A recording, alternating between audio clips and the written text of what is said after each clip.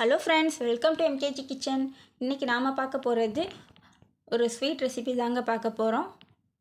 அதுவும் வித்தியாசமாக சாதத்தை வச்சு ஒரு ஸ்வீட் ரெசிபி செய்ய போகிறோம். வாங்க எப்படி செய்யலான்றதை பார்க்கலாம். அதுக்கு ஒரு மிக்ஸி ஜாரில் நான் வடித்த சாதம் 1.5 கப்பு அளவு எடுத்திருக்கேன். அதில் கொஞ்சமாக தண்ணி விட்டு நல்லா இந்த மாதிரி நைஸாக அரைச்சிக்கோங்க. இந்தளவு நைஸாக வந்திருக்கு பாருங்கள். இப்போ அடுத்ததாக இன்னொரு பவுலில் 2 ஸ்பூன் அளவுக்கு அரிசி மாவு சேர்த்துக்கலாம். இதையும் கொஞ்சமாக தண்ணி விட்டு கட்டி இல்லாமல் நல்லா கரைச்சி எடுத்து வச்சுக்கலாம். பாருங்கள், கட்டிகள் இல்லாமல் இந்தளவு கரைச்சி எடுத்துக்கோங்க.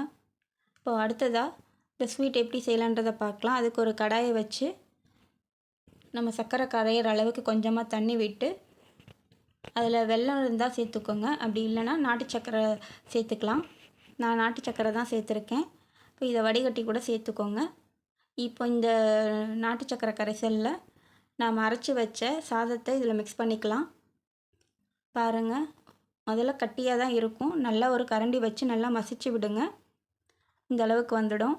இப்போ இது கூடவே நாம் கரைச்சி வச்ச அரிசி மாவு கரைசலையும் இது கூட சேர்த்துக்கலாம். பாருங்கள், இந்த அளவுக்கு நல்லா கட்டிகள் இல்லாமல் லோ ஃப்ளேம்லேயே வச்சு செய்யுங்க. இப்போது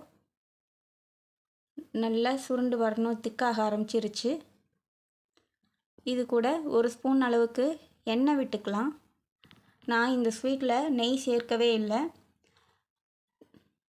நீங்கள் நெய் சேர்க்க விருப்பப்பட்டால் நெய் சேர்த்துக்கோங்க.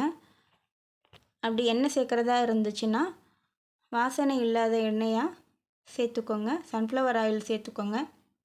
இது கூடவே ஏலக்காய் 3 தட்டி போட்டுக்கலாம். இது கூடவே முந்திரி பருப்பு உடச்சி வச்சுருக்கோம், இதையும் சேர்த்துக்கலாம். இதை நல்லா கிளறிக்கோங்க. இதில் ஒரு ஸ்பூன் அளவு எண்ணெய் விட்டு நல்லா கிளறி எடுத்துக்கோங்க.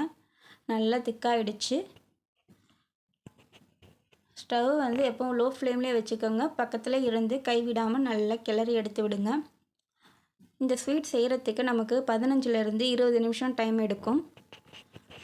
பாருங்கள், தேவைப்பட்டால் இன்னொரு ஸ்பூன் கூட எண்ணெய் விட்டுக்கலாம். இப்போ எந்த அளவுக்கு நல்லா சுருண்டு வந்திருக்கு பாருங்கள்.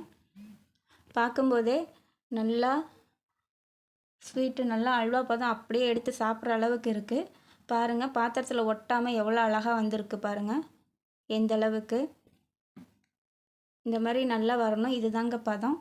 இப்போ இதை வேறொரு பாத்திரத்தில் மாற்றிக்கலாம்.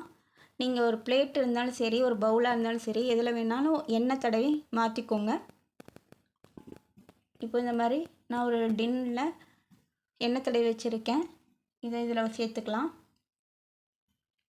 இப்போது இது ஆறுனதுக்கப்புறமா ஒரு பிளேட்டில் மாற்றி பாருங்கள்.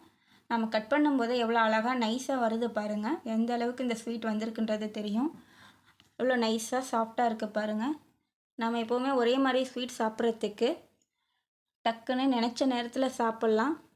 அதுவும் வீட்டில் இருக்க சாதத்தை வச்சு நம்ம இப்படி ஒரு ஸ்வீட் செஞ்சு கொடுத்தோம்னா வீட்டில் எல்லோரும் பாராட்டுவாங்க. ஏன்னா அந்தளவு டேஸ்ட்டாக இருக்கும். நீங்களும் ஒரு முறை ட்ரை பண்ணி பாருங்கள். Super recipe. தேங்க்ஸ் ஃபார் வாட்சிங்.